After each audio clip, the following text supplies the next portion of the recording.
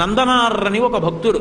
ఒకప్పుడు ఆయనకి చిదంబరం వెళ్లి నటరాజస్వామి దర్శనం చెయ్యాలి అనిపించింది. యజమాని దగ్గరికి వెళ్లి అడిగాడు చీకటి పడుతుండగా, అయ్యా రేపు చిదంబరం వెళ్లాలనుంది, నటరాజస్వామి దర్శనం చెయ్యాలనుంది, నేను వెళతాను, నాకు అనుమతి ఇవ్వండి అని అడిగాడు. ఆయన మహా ఐశ్వర్యవంతుడు, మంచి మదోన్మత్తుడై ఉన్నాడు.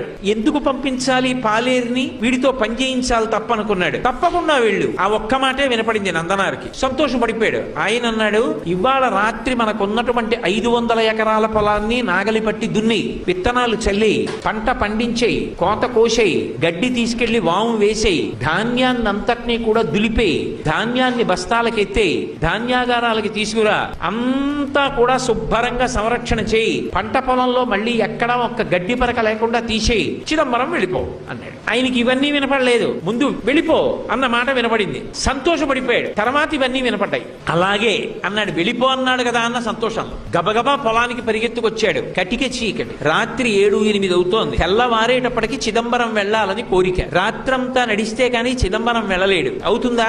ఒక్కనాటికి అవధానం అర్థమైపోయింది. అయ్యో, చిదంబరం వెళ్ళమన్నాడన్న ఆనందంలో వచ్చేసానే, ఇప్పుడు నేను ఈ చీకట్లో ఈ పొలం ఎలా దున్నుతాననుకున్నాడు. ఒక్కసారి ఆకాశం ఆయన స్వరూపమేగా, పైకి చూశాడు. శివా నరిచి నిన్ను చూడకుండా ఉండలేనయా అని స్పృహ తప్పి పడిపోయాడు. ఆయన తలుచుకుంటే ఒక్కసారి సంకల్పం చేస్తే పంట పండేస్తుంది. కానీ తన భక్తుడు పడవలసిన కష్టం తాను పడాలనుకున్నాడు. కైలాసంలో కొడుకులిద్దరిని పిలిచాడు. విఘ్నేశ్వరుడు, సుబ్రహ్మణ్యుడు, ప్రమదగణాలు, పార్వతీదేవి అందరూ కలిసి భూమి మీదకి వచ్చారు. శంకరుడు స్వయంగా పంచె తీసి పైకి పెట్టి గోచి పోసి కట్టాడు, నాగలి పట్టాడు. ఆయన తలుచుకుంటే ఎంతసేపు భూమి దున్నేశాడు. పార్వతీదేవి విత్తనాలు దల్లింది. విఘ్నేశ్వరుడు కలుపు తీశాడు. సుబ్రహ్మణ్యుడు కోత కోశాడు. పంటంతా పండేసింది, తీసుకెళ్లి గాదెలో పోసేశారు. గడ్డివాం వేసేశారు. తెల్లవారుతోంది, ఇంకా 2 అవుతోంది. నందుణ్ణి లేపాడు. నందనార్ చిదంబరం వెళ్ళన్నాడు. ఎలా వెళ్ళను, ఎలా పంట అన్నాడు. పండేసింది చేర్చేశామన్నాడు. నీ యజమానికి చెప్పి వెళ్ళిపో అన్నాడు. గబగబా పరిగెత్తుకుంటూ యజమాని దగ్గరికి వెళ్ళాడు. నువ్వు చెప్పినట్టు పంట పండించానన్నాడు. తెల్లబోయాడు జమీందారు.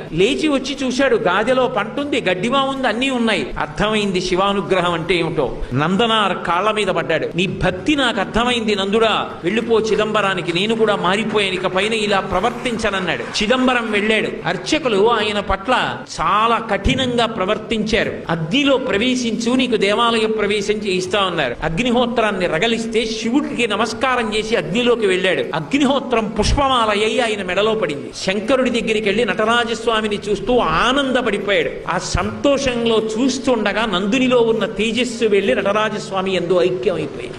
కారుణ్యామృతవర్షిణం, ఆయన దయకి హద్దుందా? ఆయన్ని నమ్ముకున్నవాడు పాడవుతాడా? సర్వకాలముల యందు తన భక్తుణ్ణి కాపాడుకుంటూనే ఉంటాడు.